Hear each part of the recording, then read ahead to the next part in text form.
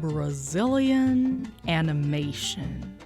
I can't say Brazil is known as an animation juggernaut, though it does every now and then produce some notable examples. And I won't downplay the significance of seeing something made by members of your culture, representing that very culture in a whole different medium. Of course, it also has plenty of works that were a huge part of people's childhoods, and that live in their hearts to this day. To those of you not aware, I am Brazilian. And I had my fair share of Turma da Mônica VHS tapes as a kid, much like I can follow Irmão do Jorel on streaming. I have seen the good, the bad, and the ugly. And somewhere along this mess stands the happy cricket. Statistically speaking, you did not watch this movie. Even most Brazilians did not watch this movie. It did not make its money back at the box office when it came out, and to this day, it has not made a profit. It isn't streaming anywhere, as far as I can tell, and DVDs are kinda hard to come by. Searching online, you are much more likely to find its sequel, The Happy Cricket and the Giant Insects, while the original one remains buried in obscurity. Do you see the quality of this footage? That was the best quality I could find. You did not watch this movie. But I watched this movie. Recently, of course, to make this video, but also decades ago, when it came out in theaters. One might even say, I remember this movie, so you don't have to. I'll go ahead and say it, this movie is not a masterpiece. It is a cutesy movie made for 5-year-olds. It is not exactly beaming with complexity. But it was competently made, and it has its moments of brilliance. It was also created by, at the time, one of the most notorious names in national animation and character design, a man by the name of Walber C. Ribas. So, I want to talk about it. Years ago, back when this channel was just a daydream in the back of my mind, I told myself that if I ever found a copy of the English dub of this movie, which does exist, then I would make a video about it. And my guy, my beloved, my dear watcher, I tried. I searched the whole web for it. I went on every sketchy watchmovies.com website. I dodged every computer virus. I tried every outlet. And I did not find a copy. Even finding the original dub was tricky, but I did manage to track that one down, even if it was recorded with a potato. So even though I'm not fulfilling my promise to myself the way I intended, I've still decided to make a video on this movie. My time has come. I've always wanted to make this video, so golly gosh, I'm gonna make it. Why was I so hell-bent on making this video, you might ask? Come along and find out. I want to talk about the Happy Cricket. Our movie begins with... Oh, hang on. Gotta wait for the sponsors. Yep. This movie sure has sponsors. Every Brazilian film starts like this, by the way. Okay, there we go. Our movie begins with what appears to be a legion of frogs carrying torches, but we're not focusing on that. Instead, let's follow these little sparks that are taking us through the forest. The sparks lead us to the house of our main character, the titular Happy Cricket, who seems to have fallen asleep while composing. The sparks light up his music sheets before waking him up, and he celebrates upon realizing the sparks had just finished writing the part of the song that he was stuck on. He steps outside to talk to his muse, the shiniest star in the sky. He thanks her for the help in completing the song and even plays a bit for her to hear. She also calls his attention to the horizon, where something's going down. The cricket thanks her for the heads up and says he's going to warn his friends, jumping down into the meadow as our title comes up. One by one, we're introduced to his bug friends, whose names are in Portuguese because this is the Brazilian dub. There's Bituquinho the beetle, Caracolino the baby snail, who is under the care of Bacaninha the caterpillar. Moreninha the ladybug, Juliana the pink butterfly, and Rafael the grasshopper, with the last two being notorious because they were actually named after the creator's children. The cricket says hi to his friends and then urges them to go to the village where it's safer because something's coming up on the horizon. They have bug capitalism in this village? I'm so done. Right off the bat, you might notice something strange. There are no bug parents around. The characters are pretty much kids. They are voiced in that cartoony tone that is trying to imitate kids. In fact, lots of voices here are familiar to a Brazilian audience, because the voice actors are also the same people who dub plenty of cartoons. Ué, o que o Grilo Feliz tá fazendo aqui a essa hora? Aposto que isso tudo é só pra agradar o bituquinho, não? Que delícia! Tá boa mesmo! It's funny because, on one hand, the characters are kind of cartoon-aged, you know?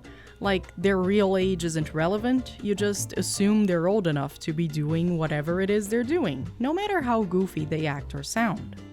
But on the other hand, parents are referenced in this movie. When we're introduced to the ladybug, for example, she's very sloppily applying makeup, which she says her mother gave to her. This scene is reminiscent of when your mom gives you her old makeup set and you put it on just for funsies. Something I know happens because I did it as a kid. The snail here is characterized as a baby, the youngest of all characters, and he's being watched over by this caterpillar who is also, for our purposes, a child. And there's a worrying amount of scenes of this baby snail being the subject of physical danger or neglect for the sake of slapstick. It's really weird. But the conclusion here is that this is a world of children for children. It is a movie for 5-year-olds starred by 5-year-olds. The cricket gathers his friends and plays the song that the star helped him compose, but their fun is soon interrupted by this praying mantis guy who introduces himself as Faz Tudo, a name which I am going to localize as Yes Man for the sake of this video. He says he is the servant of the king, a lizard named Maledetto. The kids question this information because they don't have a king, but Yes Man informs them that now, yes they do, because Maledetto has just named himself king of the village, and if anyone has a problem with that, they can take it up with his army of frogs. The bugs ask him why he's serving the king if he is also a bug, but the Yes Man says that he might be a jester, but he ain't no fool. Let's go check on that king. He's a mean purple lizard who, quite literally, just got to this old abandoned tree trunk and named himself the king, bringing along his army of frogs and enslaving the termites to carve his new palace and make statues of him. In true selfish king nature, he looks at the sky and, upon seeing the shiniest star up there, declares he now owns it too, and orders his Yes Man to fly up and get it. The Yes Man slingshots himself into the heavens, but he can't quite reach the star. This adventure is cut short because the king hears music, something he absolutely hates. So he sends his Yes Man down to the village to let them know that music is forbidden. This deeply saddens the cricket, who lives for making music. So, this is a movie about colonization. Some guy just showed up, coming from a different land, and named himself king of the territory he just invaded. The locals can't oppose him because he has a powerful and violent army that will gladly end anyone who bothers the king, who is now making himself busy by enslaving the local population, stripping them of their natural resources, claiming ownership over things that 100% do not belong to him, and forbidding the locals from celebrating their own culture. The movie doesn't think it's about colonization. Or at least, the creator doesn't think it is. In an interview he gave around the release of his second film, he claims the moral of his first movie is saving the environment. A moral that I think is super nice and super important to teach the kiddos. But whether the guy realizes this or not, he is teaching that lesson through a fairy tale about colonization.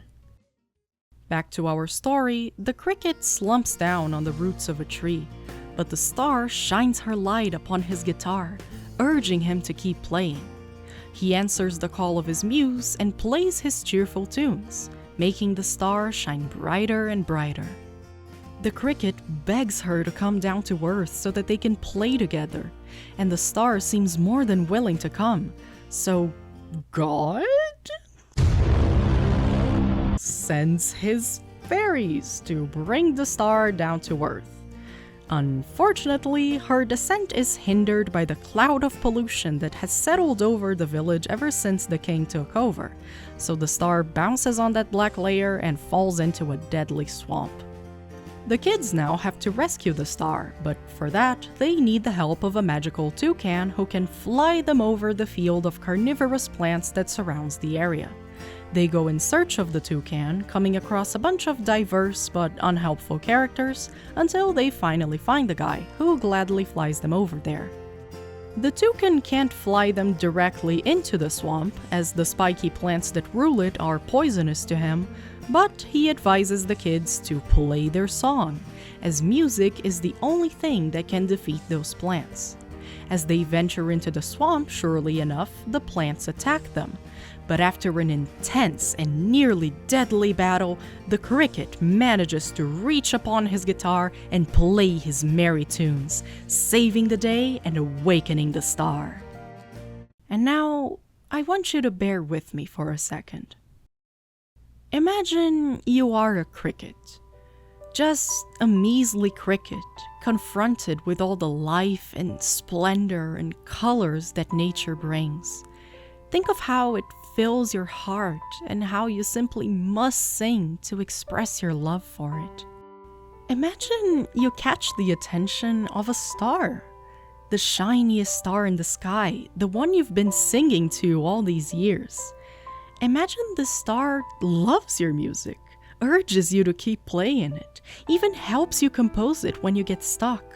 Singing now becomes almost a duet, the performance of a lifetime. Each and every moment, the star chooses to continue blessing you with her light.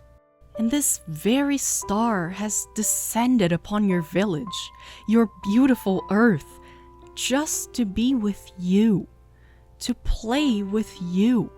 And her light is so overwhelming, so overpowering, it transports you into a dimension of its own, a plane of existence where there is nothing but you and your muse, engulfed by the song that unites you. And you can see her, really see her, for the first time in your life. Your star, your muse, your brightest love. You can see her in her truest form, as she finally shows herself to you and sings to you, with a voice so beautiful and that matches your own so fittingly. It is as though you have always meant to sing together. Imagine that. Can you see it? Good, because the real movie looks like this. I just can't. I keep losing my mind over this. The rotoscoping looks so bad. It's like they traced it on MS Paint. What on God's green earth is happening with her hair? The way she's wearing the pinkest lipstick, this massive shiny eyeshadow. How her hair just never fits right with the rest of her movements. I can't. I just can't. This scene, as a kid, when I was 5 years old watching this thing in theaters when it came out, it transfixed me. I thought it was the most beautiful thing I'd ever seen. I was the cricket, overwhelmed by the beauty of this wonderful shiny star. I wasn't ready for it. Nowadays, I'm still not ready for it, but in a completely different way. Well, okay, so they've got the star and they're all singing and dancing at the village. But, oh no, music is forbidden, remember? So the frog army storms in and starts kidnapping people. Not only the king wants that little dance party to stop, but he's also furious because apparently someone stole the star from the sky he had claimed belonged to him, so he wants to find out where it is. They end up kidnapping the snail, who out of sheer coincidence was the one holding the star, so now the king has it even if he doesn't know it. They also got the cricket's guitar, so he can't play music anymore. Saddened over the invasion and the loss of his instrument, the cricket flashes back to when he was a kid, as his father passed down the guitar to him. You see, the guitar is actually magic because it has no strings. In order to play it, one must use their soul. As soon as baby cricket touches the guitar, he starts freaking shredding it, and he plays in synchrony with the universe itself. The guitar represents not only art and his very culture, but also the memory of his family. It is his way of connecting to the world in the present and keeping the traditions of the past alive. Cutting back to the castle, the snail has dropped the star, so now the king can grab it, and as soon as he does, the frogs start rapping. We did it, folks. We have a random rapping number in our obscure kids movie. No explanation. No proper segue. He just grabs the star and it's rapping time. Why is the king into this even? Didn't he hate music? Oh, okay, the rapping segment's over. Just as randomly as it started. No questions asked. When the king holds the star, it turns dull upon his touch, and he doesn't get why everyone else was so entranced about it back at the village. They try to make it shine bright again, but they just can't seem to do it. Back at the village, the bugs are preparing for an invasion. They know the frogs are bound to attack, so they are building up their defenses, and while the army storms into the city, the cricket and some friends will sneak into the empty castle to try to save the kidnapped baby snail.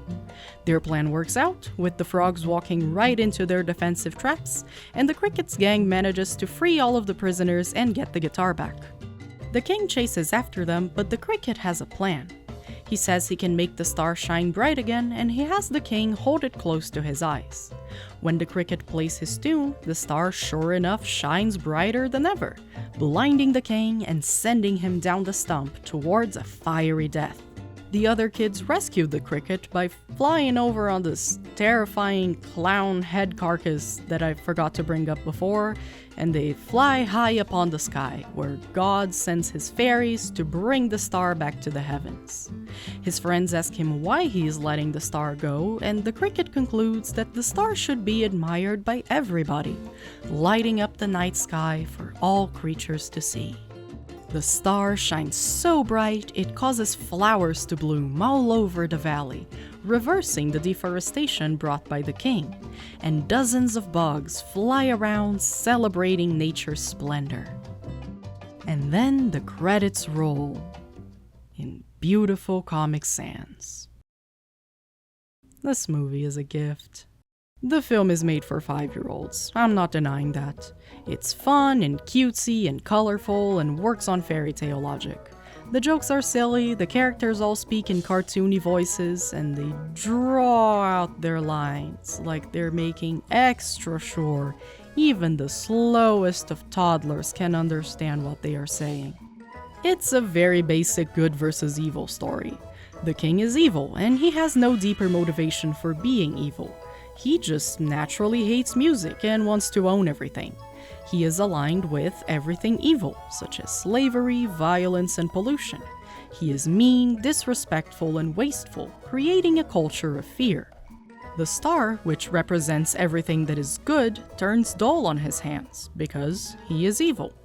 There's even a scene where the king forces his henchmen to think positive thoughts to make the star shine again, and they strain their evil brains as much as they can, but they still can't produce a single good thought. They're just that evil. If we're going by Walbercy's logic here and saying that this is a movie about saving nature, I think having a villain this flat is a bit of a disservice to the story, because you make it seem like deforestation happens just because, like, one guy is really, really mean.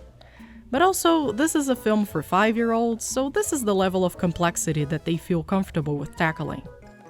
On the other hand, if you look at this through the lens of colonization, then it surprisingly fits better.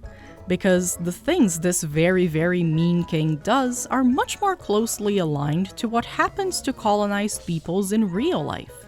even if it is painted through the lens of a silly kids movie. If the king is on the side of evil, then our happy cricket is on the side of good.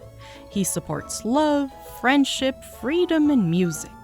He loves nature, he loves his friends, he loves the very earth he lives on. And the heavens approve of this behavior, sending over their shiniest star just to be with him. The cricket is good, and good always wins, and everything goes back to normal and nature is beautiful again. This movie did not do very well at the box office. It had a theatrical run in 2001 and it did not make its money back. So why did it flop? For one thing, this movie actually started as a short animation for a household appliances company called Sharp. For the company's 20th anniversary, Wilbur C. Hibas created a special animation using this cricket mascot, which had appeared in other ads in the past. In this short film, we can see a very similar story to the movie, where the cricket plays a song that catches the attention of the shiniest star in the sky, and God also sends the star to play with the cricket. This commercial aired in the 80s, and you can see how the character designs did not change at all between this ad and the 2001 movie. This makes it for a very cute story about how this one animator had this dream of making a movie and worked hard for 20 years trying to make it happen, but it also makes it very clear how the characters were designed in the 80s. And it shows. There's a certain strawberry shortcake, Care Bears essence to them. It works in the 2000s still, the characters are still cute and charming and the animation is quite nice, but it's also all just a little dated. Maybe it wasn't the modern visual that the audience needed at the time, which contributed for its lack of success. The marketing also didn't help. According to the creator on his interview from when the second movie premiered, one of the things he wanted to do with his new movie was have more effective marketing, since that's something he felt had hindered the success of his first piece. I feel as though he succeeded in that, because the sequel to The Happy Cricket is much easier to Google than the first film. But in spite of its marketing failures, I still feel like this movie is worth remembering. There is love put into this, there is art being displayed. This movie can have some amazing backgrounds and colors, and some really memorable moments too. With how much people talk about dark kids movies, I feel like this one is overlooked. So much of this movie is spent on the setting of the king's new castle, and it's such a dark and depressing environment. He decorated his walls with butterfly corpses, a detail that completely eludes you unless you're paying attention. The king himself is animated in such a creepy fashion, with how he's always drooling from his mouth or how he towers over the insects. I like the message of this movie. I like how it teaches you to value freedom and self-expression. I like it how the main gang never bows down to this so-called king, refusing to accept his authority, instead keeping their culture and community alive by celebrating music and nature. If the 5-year-olds have to watch something, I think this is a fine movie for them to watch. And here's the thing. If I were to make fun of this movie, really tear it apart, there'd be so much to laugh at. It's a freaking goldmine. The borderline nonsensical storytelling, the random characters that show up and serve no purpose, the stupid jokes, the ugly rotoscoping, the CGI that does not match the 2D animation at all. I'd put up a counter of how many times this baby snail safety is endangered. The rapping henchman frogs. This movie has rapping henchmen frogs. And there was a time when past me dreamed of being a YouTuber, and this was the style she intended to emulate. The screaming critic getting angry at a movie for 5-year-olds. The logic-obsessed film bros pointing out every supposed plot hole in the film. The sardonic men saying this movie is an offense to the art of animation and that it would melt the brains of any kid who watched it. When I was first getting into the world of video essays, that's what it was like. That's what got you the clicks way back when. And if those critics had gotten their hands on this movie, this is what they would have said. They would have torn this film to shreds. They would have had a field day. They would have decided this movie is garbage before ever giving it a chance. And I came dangerously close to doing this. In my daydreams, that's what I did. And this was the movie that fell beneath my sardonic feet, because I knew no one else had seen this thing. So this would be enough to set me apart from the rest, really put me in the spotlight. Local critic finds kids movie that had never been reviewed before. I'm glad I didn't follow this trend. I'm glad I stayed dreaming for a few more years before jumping into the business, and in the process found a voice that suits me much better. I'm doing my thing, and that thing is saying a 2001 Brazilian movie for 5-year-olds is worthy of love and respect. So you might be thinking this movie is nostalgic to me, right? I did say I watched it in theaters, and I clearly remember this movie when no one else does, so this must have been a household classic for me, yeah? Actually, no, not really. I did watch it in theaters. I was 5 at the time, and then it took me like 10 whole years before I even found this movie again. The things I remember from that movie-going experience were the scene where the bugs are attacked by the plants in the swamp, the scene where the cricket sings with the star, and to my 5-year-old brain, that was the most beautiful scene in the world, and some frogs getting stuck in a glue trap. And I only remember that one because I had a nightmare about it. I don't have any emotional stakes here. This movie didn't define my childhood or anything. But that's also kind of my point. You don't need to have a personal nostalgia connection to a piece of media in order to find it valuable. Sometimes, value can be found just by looking for it. And I think someone has to value stuff like this, because if we don't, then movies like The Happy Cricket are going to be forgotten, or worse, seen as a laughingstock that is better off gone. I don't want this to happen, not to this movie and not to any others like it. The Happy Cricket is a fine movie for 5-year-olds, and 5-year-olds deserve movies too. If you go into an experience trying to find value in it, you will have a greater chance of finding it. Give things a chance to be remembered. I remember it, and I think you should remember it too. Thank you for watching.